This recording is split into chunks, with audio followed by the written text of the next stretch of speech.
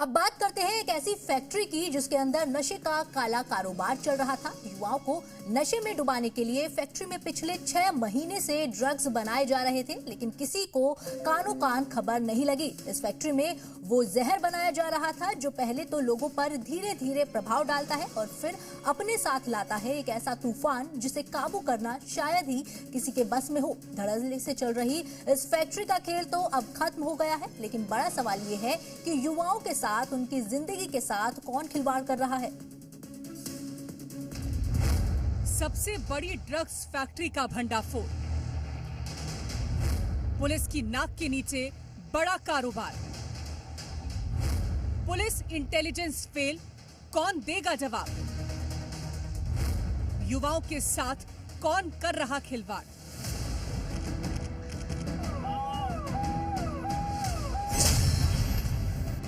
मध्य प्रदेश की राजधानी भोपाल में देश की सबसे बड़ी ड्रग्स फैक्ट्री का खुलासा हुआ है। मध्य प्रदेश पुलिस की नाक के नीचे पिछले 6 महीनों से चल रही ड्रग्स फैक्ट्री का भंडाफोड़ गुजरात एटीएस और दिल्ली एनसीबी की संयुक्त कार्रवाई के बाद हुआ। भोपाल के बगरौदा गांव स्थित प्लॉट नंबर F63 में ड्रग्स की ये फैक्ट्री चल रही थी। इसकी भनक भोपाल पुलिस को तब लगी जब गुजरात एटीएस और एनसीबी की 15 सदस्यीय टीम ने फैक्ट्री पर दबिश दी। फैक्ट्री से 1800 करोड़ से ज्यादा की एमडी और उसे बनाने वाला सामान बरामद किया गया। साथ ही ड्रग बनाने वाले 2 आरोपियों को गुजरात एटीएस और दिल्ली एनसीबी की टीम ने तुरंत ही गिरफ्तार कर लिया था, जिसके बाद एमपी पुलिस को पूरे मामले की भनक लगी और पुलिस भी एक्शन में आ गई। गुजरात एटीएस और दिल्ली एनसीबी की कार्रवाई के बाद मध्य प्रदेश पुलिस ने तुरंत ही एफआईआर दर्ज कर फैक्ट्री के मालिक को गिरफ्तार किया। वहीं गुजरात एटीएस ने मंदसौर पुलिस के साथ इस पूरे ड्रग्स के मामले में सबसे बड़े सप्लायर हरीश आंजना को गिरफ्तार किया। जो कि आरोपी है उसके संबंध में जो है उन्होंने हमसे मदद मांगी, तो इसमें मंदसौर पुलिस के द्वारा पूरा ऑपरेशन लीड किया गया। इसमें जो आरोपी हरीश आंजना है जो उसको जो है उसको पहले विधिवत अभिरक्षा में लेकर गुजरात एटीएस से उसको सौंपा गया। साथ में उससे पूछताछ के दौरान जो है एक अन्य व्यक्ति जो है प्रेम सुख पाटीदार, उसका नाम सामने आया, जिसको उसने एमडी जो माल है वो सप्लाई करना बताया। एटीएस आई थी, हमने से सहयोग मांगी थी और ये केमिकल जो है वापी वलसाड़ जिला जो गुजरात में है वहाँ से केमिकल आता था और मशीनरी की भी पूछताछ जो की जा रही है कि जो बनाने के उपकरण थे वो संभवतः महाराष्ट्र से आते हैं। वो ड्रग जो है इंटरनेशनल क्राइम है और इसके साथ साथ राज्य पुलिस और नेशनल पुलिस साथ मिलकर काम करती है। एनसीबी भी लगातार काम कर रही है और इसी सिलसिले में 3-4 महीना पहले पूर्व में राजस्थान में भी फैक्ट्री पकड़ी गई थी और भी जगह फैक्ट्री पकड़ी गई है और उसी को आगे बढ़ाते हुए सभी के सहयोग से ये कार्रवाई की गई। प्रदेश की राजधानी में देश की सबसे बड़ी ड्रग फैक्ट्री के खुलासे के बाद एमपी पुलिस पर सवालिया निशान तो कई तरह के खड़े हो रहे हैं, जिनका साफ तौर पर अभी तक कोई जवाब प्रशासन की ओर से नहीं दिया गया। लेकिन इस भंडाफोड़ को लेकर राजनीति जरूर शुरू हो गई है। कांग्रेस सरकार पर मध्य प्रदेश को उड़ता एमपी बनाने का आरोप लगा रही है, तो बीजेपी कांग्रेस के बयान पर पलटवार कर रही है। देखिए, ऐसा प्रतीत होता है कि मध्य प्रदेश को उड़ता एमपी बनाने की तैयारी है। जिस तरीके से इंटेलिजेंस फेलियर आप कहें कि यहाँ पे किसी को कोई जानकारी नहीं है और गुजरात से टीम आती है, दिल्ली से टीम आती है नारकोटिक्स की और वो यहाँ पे 2000 से ज़्यादा करोड़ का ड्रग्स पकड़ती है, तो ये एक दिखाता है कि कहीं ना कहीं यहाँ का गृह विभाग भी निष्क्रिय है, यहाँ की इंटेलिजेंस भी पूरे तरीके से निष्क्रिय है। तब कांग्रेस क्या कर रही है? इस प्रकार के आक्षेप इसलिए लगाती है कांग्रेस क्योंकि अभी अभी हुआ दिल्ली में लगभग 5,500 करोड़ की जो ड्रग पकड़ाई, उसमें कांग्रेस का एक बड़ा नेता का नाम आया और वो नेता कांग्रेस की आला कमान से जुड़ा है। तो क्या करेंगे? दूसरे पर आक्षेप लगाकर अपने आप से प्रश्न नहीं किए जाएं, उनसे प्रश्न आप लोग नहीं करें, अखबार वाले, मीडिया वाले, इसलिए ऐसी बातें करते हैं। लेकिन ये बात बार बार स्थापित हो रही है और लगातार स्थापित हो रही है कि मध्य प्रदेश में जिस तरह से पुलिस और प्रशासन चुस्त दुरुस्त है, कोई भी यहाँ गलत काम होता है उसको पकड़ा जाता है और उस पर कार्रवाई की जाती है। अब नशे के इतने बड़े कारोबार के खुलासे के बाद कांग्रेस पूरी तरह से शासन प्रशासन पर हमलावर हो गई। एनएसयूआई के तमाम कार्यकर्ताओं ने सड़क पर उतरकर प्रदर्शन किया और वहीं इस दौरान एनएसयूआई के कार्यकर्ता भोपाल कमिश्नर को चूड़ियों के साथ ज्ञापन देने जा रहे थे। इस दौरान पुलिस और कार्यकर्ताओं के बीच झड़प भी हो गई, जिसके बाद पुलिस ने कार्यकर्ताओं को गिरफ्तार किया।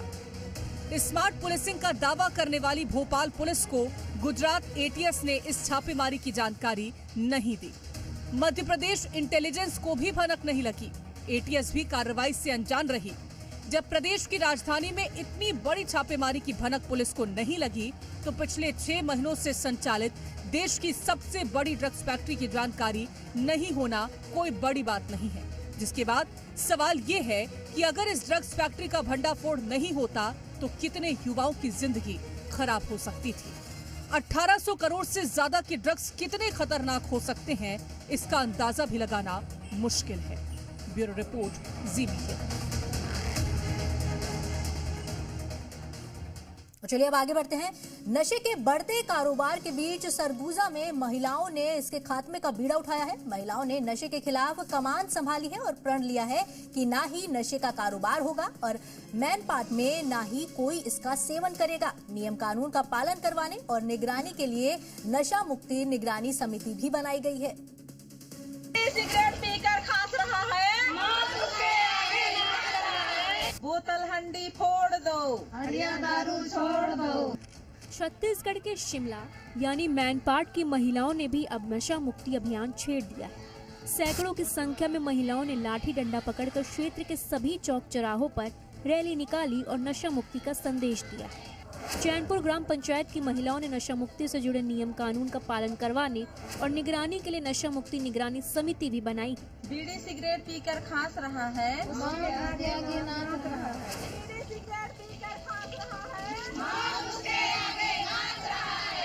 सरगुजा जिले के मैनपाट के ग्राम पंचायत चैनपुर में महिलाओं ने तय किया है कि अब गांव में कोई भी शराब का सेवन नहीं करेगा और न ही कोई शराब का निर्माण करेगा। इतना ही नहीं, गांव की दुकानों में तंबाकू, बीड़ी, सिगरेट की बिक्री पर भी ग्रामीणों ने पाबंदी लगा दी है। गांव में शराब बनाने और बेचने वालों पर 5,000 रुपए का जुर्माना भी लगाया जाएगा। जो हड़िया दारू बनाएगा 5,000 जुर्माना भरेगा। ग्राम सभा के इस प्रस्ताव की प्रशासन और आबकारी विभाग को जानकारी दी गई है। महिलाओं ने इसे लेकर गाँव में रैली निकाली। गाँव को नशा मुक्त बनाने ग्राम सभा आयोजित की गई है, जिसके बाद तय किया गया है कि गांव में हड्डियां दारू बनाते और बेचते हुए साथ ही पीते हुए पकड़े जाने पर संबंधित व्यक्तियों से 5,000 रुपए का जुर्माना लिया जाएगा। साथ ही चैनपुर में जितनी भी जुंडल किराना दुकान है, उन दुकानों पर महुआ, बीड़ी, सिगरेट, पान, गुटखा, तंबाकू आदि बेचने पर भी प्रतिबंध किया गया है। कि यहाँ बहुत ज्यादा बच्चे लोग, युवा बच्चे लोग हम लोग के यहाँ बहुत ज्यादा नशा करते थे। इसकी वजह से पढ़ाई भी हम यहाँ छोड़ दिए हैं। इसके वजह से हम सारे महिलाएं ने एकत्रित हुए और एकजुट होकर एक समिति बनाए। समिति बनाकर फिर हम लोग ये नशा मुक्ति का कदम उठाए हैं। हड़िया दारू भी बंद करना है और इसमें डीजे भी बंद करना है। दुकानदार में बीड़ी, सिगरेट, गुटखा, गुड़ाखू सब बंद करना है। इसके अवहेलना करने से हम लोग 5,000 जुर्माना किए हैं। 5,000 जुर्माना लेंगे उनसे। अब तो नहीं बिक रहा है, अभी डर गए हैं ना, और खाने वाले भी डरे हुए हैं ना। मतलब ग्राम सभा में नाम दे देंगे बोल के हम लोग भी डरा रहे हैं थोड़ा। तो अभी गुटखा उटका बेच रहे हैं आप? नहीं, जो खुल गया है, जो खुला हुआ है ना, उसको वापस मतलब नहीं ले रहे हैं ना हम लोग। तो उसको बड़े लोग जो 18 साल से ज्यादा हुए ना, उन लोग को निकाल दे रहे हैं। फिर जितना बचा है ना, उसको बोरा में पैक करके रखे हैं। हाँ, वापस करेंगे उसको। इधर ग्रामीणों की इस पहल को प्रशासन का भी पूरा साथ मिल रहा है। सीतापुर एसडीएम ने बताया है कि ग्राम चैनपुर में नशा मुक्ति बनाने के लिए ग्रामीणों की पहल बेहद ही सराहनीय है। इसको लेकर कोई भी मदद ग्रामीणों द्वारा मांगी जाएगी तो प्रशासन पूरा सहयोग करेगा। ग्राम पंचायत चैनपुर ने एक पहल किया है। उन्होंने तय किया है कि जो भी शराब, हंडिया शराब वगैरह बनाएगा उसे 5,000 रुपये का वो जुर्माना लगाएंगे। और ग्राम पंचायत की तरफ से प्रस्ताव है। और उसके बाद जो बीड़ी सिगरेट बेचेगा उसको भी ग्राम पंचायत स्तर पर जो है सामाजिक दबाव बनाया जाएगा। तो काफ़ी अच्छा पहल है और हम उम्मीद करते हैं कि इसका अच्छा सकारात्मक परिणाम आएगा। और शासन प्रशासन से जो भी सहयोग होगा नशा मुक्ति के अभियान में, हम लोग पूरा सहयोग करेंगे।